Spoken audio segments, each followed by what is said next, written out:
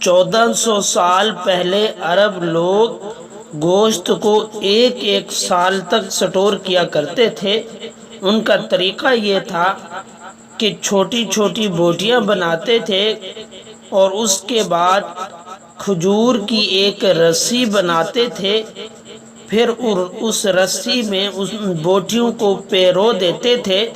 پھر انہیں سائے میں لٹکا دیا کرتے تھے تو عرب کی گرم ہوائیں چلتی تھی، اس گوشت کو وہ سکھا اور خشک کر دیا کرتی تھی، پھر وہ گوشت کئی سال تک خراب نہیں ہوتا تھا۔ جیسے آپ نے انجیر کو دیکھا ہوگا کہ اس میں ایک رسی ہوتی ہے، پھر انجیر کے دانے اس میں پیرو دیے جاتے ہیں، اس طرح عرب لوگ 1400 سال پہلے